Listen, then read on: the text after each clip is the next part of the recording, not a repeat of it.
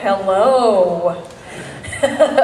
Welcome. First of all, thank you very much to everyone for being patient. Thank you for being incredibly patient. And we have not so good news and then fantastic news.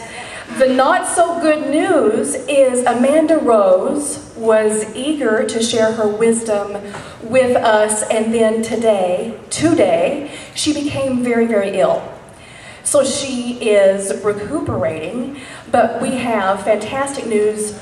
Rachel Sklar, founder of Change the Ratio, I'm tongue-tied, and a writer, an editor, a speaker, a social entrepreneur, an activist of all sorts, is here to share her wisdom with us. She's fantastic, and again, she's ever patient. Please welcome Rachel Sklar. Thank you. So before we begin, I would just like you all to note the height of these heels that I ran in. There you go. That's a very important element. All right, so I was supposed to be moderating the media panel right now, and Amanda got ill, and fortunately I recently gave a presentation that definitely ties into the social good theme. So while I'm not Amanda, like Amanda, I am Canadian, and like Amanda, I'm someone who sort of cares about social good, has put a lot of my time and energy behind it, and so that is definitely part of this talk, but hopefully you weren't hoping to hear about Twestival, because that is not what this talk is about. Today I'm going to talk about what we miss when we're looking someplace else, and you may have figured out by now that it is the blind spot, and I need a clicker. How do I do that? Clicker. This will click. We will click. We're so close to clicking. Click. Oh, sorry? May I? Oh, thank you very much. All right. Sorry about that. Here we are. Does that work? Is this not for this one? You know what? Why don't I just stand here and give my presentation? Is there a way to advance it? All right. So you can just... All right, blind spot. Sure, I'll just gesture to you. I'll click at you. I'll just like magically click at you. All right, we're talking about the blind spot. I talk about this quite a lot because we tend to see a very sort of laser-focused and straight-ahead view of what's going on in the world. Every site tends to have the same headlines, the same focus, the same lead story on the same news stories. When you see the same focus on the evening news, you see the same focus on the cable nets, although you might see a different perspective. And there's a lot of people who say there are stories out there, important stories that aren't being surfaced, that aren't being seen. How do we get them paid attention to? Now, we could advance. I founded an organization called Change the Ratio. It was prompted by a need to increase visibility, access, and opportunity for women in tech. However, it's called Change the Ratio for a reason, and that is because there are an awful lot of ratios that need changing. There are an awful lot of what I call ratio-challenged constituencies that exist and do stuff, but somehow don't end up getting their share of attention. Attention being, ink, invitations to keynote events and sit on panels, funding, you name it, they don't get it. And I'm sure that we have members of many ratio challenged constituencies in the audience. So I will say at the outset, white men, I'm not mad at you. This is just what we're talking about today. And so really Change the Ratio exists essentially to address the blind spot. So this is a screenshot from vita.org, I believe it's .org. They pulled together a collection of all of the bylines in the Thought Leadership magazines in 2010. And while that print is a little small, I bet if I told you that one of the colors was woman and one of the colors was red, you'd be able to guess which one was which. That's right. The red represents the bylines from men. And even Contrarian Slate expressed surprise that the ratio was that stark, because women can write, and women are smart, and women, even if the very top rankings don't always reflect the participation of women, although New York Times, what up, Julie Brinson? Nonetheless, that's a pretty stark ratio. And within that, I should note that oftentimes when women do write for these thought leadership magazines, they are often streamlined into specific areas, that being celebrity profiles or stuff relating to family, or if they get cover stories, it's often about like the recent Atlantic story, like why I'm single and loving it, or something like that. So they're even more ghettoized. We can advance. So, David Remnick says, we have to do better, it's acknowledging the issue. And Cal DePaula says, if you really want to get more women writers, get more women editors. And that can extrapolate out to, if you really want to get more of X represented, visibly, then you have to get more of X represented in the decision-making elements, the decision-making levels, and often that does come down to money. I'm not actually going to be talking that much about money here, but what I have noticed in my travelings around various industries, examining ratios, is that no matter where you are, from the entertainment industry to the tech industry to the media industry, that as you bubble up the chain, you bump into the gatekeepers, and the gatekeepers are the ones with the money, and the more often than not, those people tend to be white men. And so that's how this tends to be perpetuated. Again, I'm not mad at you. I'm just pointing it out. So I don't know how many of you are familiar with Anne Friedman. I think she's still DC based. She does a blog called Lady Journals, where she highlights amazing work by a woman that is otherwise maybe not noticed. But she also does these parodies of the random style section features on, let's say, there's a brat pack of men writing about politics. How amazing! In this particular one, she was writing about a group of 4 or 5 editors in New York City in their mid-40s who were friends and who were also editors and were also dudes. And the article was about the Duditors. You can advance. And she basically wrote the Duditor story, just simply including herself and her friends, who were also editors, but they were ladies. So she does that all the time, and it calls attention to the fact that when a brat pack of 4 white, 40-something male editors are being, celebrated, it's like, really? Like, that's a really big shock that you've got a bunch of white guys in power. So, anyhow. But I think that, what that comes down to is, where are you looking?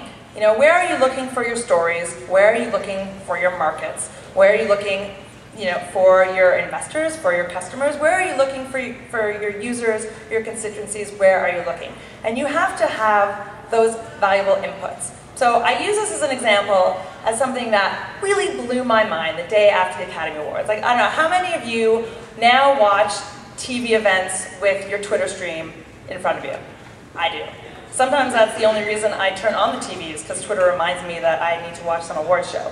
Well, this is the Oscars, and the Oscars, thank goodness, was much more entertaining this year because of Twitter. James Franco, Anne Hathaway, you really tried. But, so there was a ton of amazing material on Oscar night, and you know what? I will be immodest and say that I may have even generated some funny tweets of my own. So the next day when I saw the headline go out over the AP, which goes everywhere, about the top 10 funniest tweets, I was like, all right, let's see who did these tweets, and that hidden freestyle of excitement, could my tweet have made it? Well, there were top 10 tweets, and they were all by men, except for the last one, which was by The Onion. And I'm not saying that they weren't funny. I'm not saying that the people who wrote them weren't worthy. I am saying that I think we can do better than Michael Ian Black's entry, funny guy, but he wrote, "Please, Natalie, have the baby on stage." I think we can raise the wit bar higher, especially when the entire world is watching the Academy Awards. So what that reflected was not that the funniest tweeters were men on Oscar night. It reflected that the AP writer who wrote this has a really limited Twitter stream and looked very narrowly at at the potential content to evaluate. And it is that narrowness that means that we're not seeing what's on the other side of it. So if you've got blinders on and you're seeing like this, then you're not seeing all the way around here. So this is another example, a particularly egregious example, because this was Eliot Spitzer's show on CNN. This was the roundtable assembled to discuss Anthony Weiner. So you'd think maybe a woman might have something to add. Maybe. And perhaps they were nervous, or perhaps they just lost their Rolodex, or perhaps they just forgot that there was another sex out there. But Nancy Franklin said it best, that clearly Earth is now an all-male planet. Because you know what? This could have been an awesome, interesting, fascinating, amazing panel. But it was not, because there was at least one major perspective missing. So I'm going to shift gears a little bit now and talk about how change in ratio came to be. This is a still from a series of photographs that ran in New York Magazine in April 2010 to accompany a cover story on the New York tech scene. So that's where I had migrated from, I used to be at the Huffington Post, and then I was founding editor at Mediaite. I had migrated from media to tech, and this was where I lived. These were the people I knew. And so we all knew that the story was coming. We were all looking forward to it. But when it landed, the reaction was universally the same, even amongst dudes, which is like, wow, this is pretty dude heavy. They only quoted men, they quoted a few women, one woman about women not being in the tech scene. They had a laundry list of women who were founders, they didn't actually quote them. But the thing that was most egregious was I had this series of photos taken of different tech startups, and they were taken in this very playful way, like hanging off a rope or climbing up a ladder, turned upside down, we're kids, we're roughhousing, it's so much fun. And that was like the general theme of it. And there were 53 people, only 6 of them were women. But when you look a little closer, it was really only 5.5 were women, because, I don't know, would you say that you can see all of that woman? You can't. And it's for some reason that was the thing that really drove me bananas. Her name is Teresa Wall, she works at Meetup, she was selected to be included in this picture, and New York Magazine and the photographer didn't think it mattered that half her face was covered up. And there was no other picture that covered up someone's face like that. So that just really ticked me off, and thus Change the Ratio was born. With that last one and with this next example, it's a question of do you know what you're looking at? When you see it, can you recognize that there's something wrong with it? With the last example, maybe if a woman had been involved in the process, maybe if someone had been aware of the fact that it was weird that there were only 6 women, they might have noticed that picture, looked at it, and seen what I had seen, and not permitted it to go through. Oftentimes, that's the root of omission. And in this case, I don't know what the people at Fortune were thinking, because their 40 under 40 list is a discretionary list, and that wasn't tied to net worth or anything like that. It was basically like the 40 movers and shakers. And actually, since they had a couple pairs in there, as the Grindstone pointed out, they actually had 40 of the 40 under 40. There was actually 46 were men. But Fortune also used its discretion to establish the cover, which was, as you can see, 2 women, Marissa Mayer and Erin Burnett, and 1 dude. And so, as the Grindstone rather tartly pointed out, it seems like Fortune is saying women make up 13% of the people worth reading about, and 66% of the people worth looking at. So, I'm going to shift gears again, and now for your moment of Zen. So we're in an election year now. We're officially inside the year to the election. I don't know how many of you in the audience see this photo and experience the same shiver of PTSD from 2008 as I do. I've worked through it. It's okay. She's a great Secretary of State.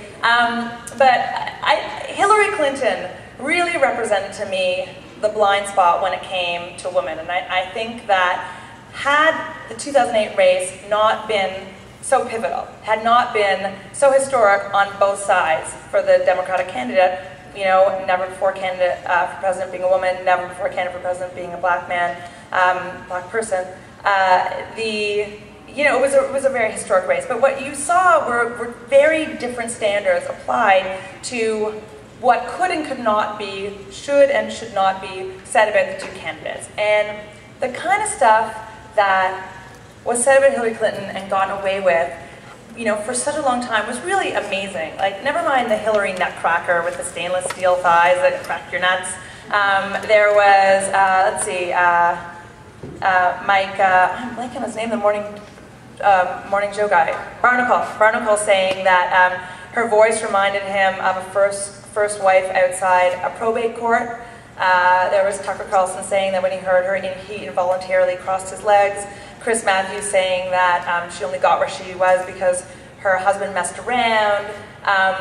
There was a lot that was going on there, and you know, I amongst other women were sort of like doing this, like, am I crazy? Am I crazy? Am I crazy? Where people were like, oh no, it's not about women, it's about her. We just really don't like Hillary.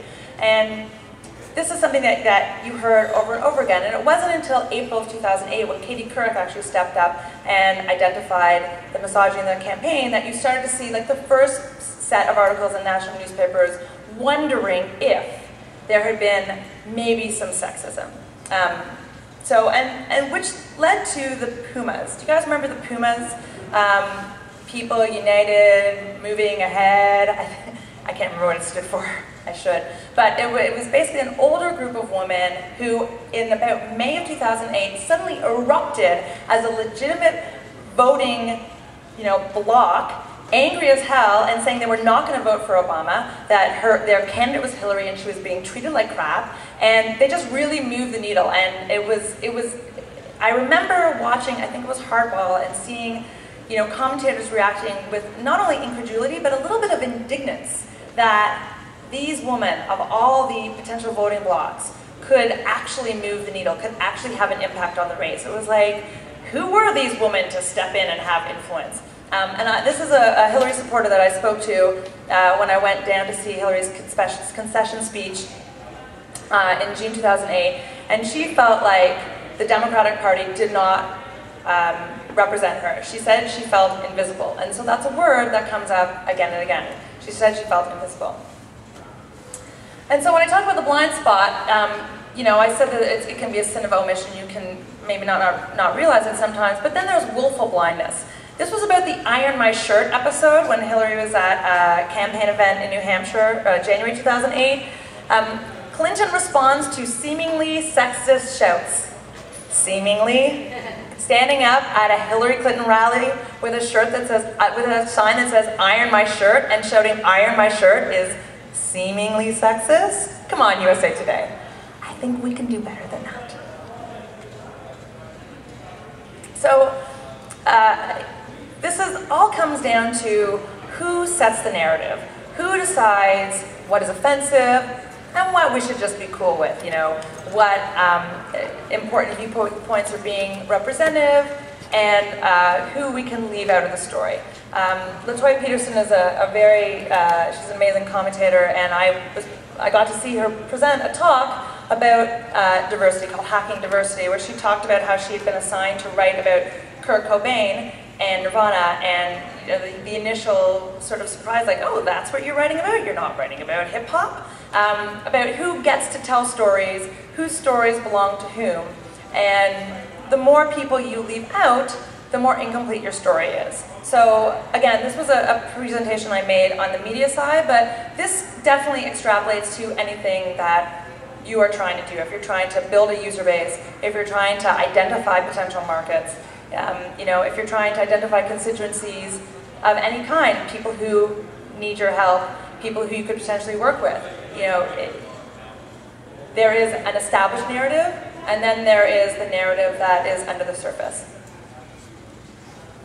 And I spoke before about sins of omission, and I would not be being completely honest if I didn't cop to having made one myself. When I was a Mediaite, a writer pitched me an idea for the turn of the decade. He wanted to do a roundup of the media leaders that we had lost over the decade. So I was like, great, fired up. He sent it to me, it was a slideshow, I like thumbed through it, I looked at it, I said, great, we published it. And then the outcry, because we had not included a single person of color. So I had kept my eyes open for women. I was like, woman, woman, woman, okay, great. And didn't have a single person of color. So, you know, I said, mea culpa, that is completely ridiculous, and that was a mistake I will never make again. and pointed out that this is the reason that we need diversity, because you can't, even the most well-intentioned person can't see everything from every perspective. And that is an argument for diversity in your company, in your newsroom, in your organization, everywhere. And it's an argument against the single story. Chimamanda Adichie, hope I said that right, gave a TED Talk about when a single narrative is applied to a group, what you're missing. So she was explaining how she had, the story that she had read when she was growing up in Nigeria, when she turned around and started being a writer, exploring her young self as a writer, all of her characters were blonde and had blue eyes and played in the snow. And then she told another story about when she went away to college, and her roommate would speak like a little louder to her, and they'd be like, "Do you know how to use a stove? It's a stove, you cook on it." Really had just expected that she conformed to the narrative that her roommate had just associated with Nigeria. And so she gave a pretty eloquent talk about the danger of the single story, and I think that that's very relevant here, because the single story blots out everything else and leaves it in the blind spot.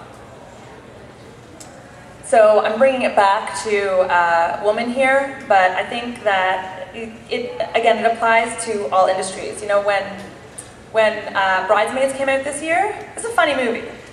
It could not have been more important for women, because for some reason, Bridesmaids was the movie that was going to decide whether or not, like, a whole sheaf of female-authored and female-starring scripts were going to get made. It's like, well, if Bridesmaids doesn't make it, I guess women can't make movies, as if that would ever be applied to, I don't know, like, Get Him to the Greek, or, like, you know, any of those movies that are, like, released in February with Matthew McConaughey being an overgrown man-child. Like, there are just certain things that aren't questioned, and when you're only one representative of a constituency, then it tends to be, well, you know, like, if you can't do it, then I guess no one can do it. And no one ever says that about the more commonly promoted constituency.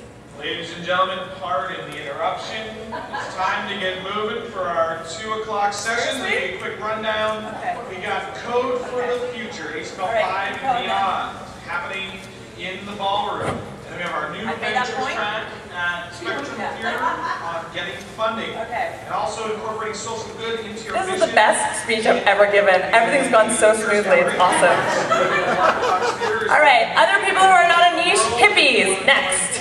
Discovery, keep, and Comsworth. All right, another niche that became a non-niche was tech. When Steve Jobs passed away, it filled the news hole. And so, which leads me to the next point about the swing voters. That's what I call the decision makers who aren't on a beat, but just decide what they want to write about all the time. So these are the people who decide basically what we're all going to focus on, because everyone else is writing about their beats. So they're the swing votes, they're the independents. And fortunately and unfortunately, sometimes they follow the shiny ball a little too much. I don't have to say anything more. You all know way too much about Kim Kardashian. What do you know about Kim Kardashian that you don't know about the Horn of Africa? All right, so I'll do this really fast. This is my one case study, and this is just something that I noticed in 2008 and I became sort of obsessed with, and I just think is really interesting.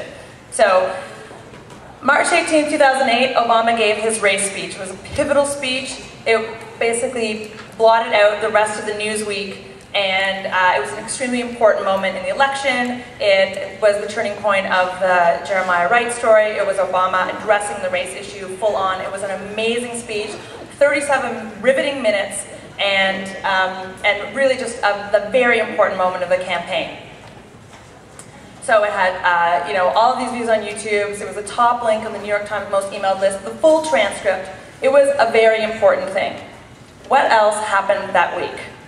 I don't know, because the coverage was so dominated by the Obama speech. So this was my column at the Huffington Post, Eat the Press. This is what I wrote about. And so this is the first time I noticed it. So what else happened this week? Do you mind advancing? We're on a schedule here now. All right, so what else happened? It turns out, something pretty, may I swear, pretty fucking big happened that week. Bear Stearns died. March 16th, Bear Stearns died. March 17th, was a Monday, bankruptcy became official. JP Morgan bailed it out. The Wall Street was going bananas. Please advance. Alan Greenspan was saying this is the worst financial crisis since World War II. Thanks for being on the ball, Alan. And people were wondering about what the consequences would be of recklessness and greed and inflation, and all of this was happening in March 2008. So this was all the beginning of the Newsweek. Huge story, right? You would think. Another huge story that week, the day after the speech, March 19th, the 5-year anniversary of the beginning of the Iraq War. Another huge story, right? Well, maybe not. A flagging economy, the presidential campaign, and difficult, times for news organizations diverted attention and resources. The 5th year anniversary of the Iraq War barely made a blip. So we know that in that week, that the campaign accounted for 39% of the news hole, and Obama had 72% of that, which meant that Obama and his speech had took up basically a third of all of the news that week in this huge news week. The economy got 16%, the Iraq War got 10%. So what would have happened had the race speech not happened? Well, if Tuesday had just been a normal Tuesday and Obama had scheduled that speech 1 week later, would people have made the connection between the huge tanking on Wall Street and the blood and treasure being expended after 5 years in Iraq? Would there have been op-eds about the time has come now to realign our priorities? Would there have been, reports, documentaries, tweets? Tweets were getting big then. Blog posts on, holy shit, Wall Street is falling apart, and how can we have all these wars? Would there have been a reaction? Would it even have cracked the consciousness? That is something that I have wondered to this day, because we all know what happened in September of 2008. It was like, oh yeah, Bear Stearns died in March, but hey, we didn't realize that would happen to Lehman and AIG until it did, kicking off the worst financial crisis that this country's had and, is still having. So, leads to a more general question of what happens when we start looking someplace else. And when we do look someplace else, what do we find? When we do look someplace else, when we do bring in other viewpoints, other constituencies, it's actually not a burden. It is a relief, because it lessens our workload and brings in, more people, more brains, and more eyes to see the things that we can't see if we're looking in the blind spot. There isn't just a single story. Look in your blind spot. That's all, folks. Thank you.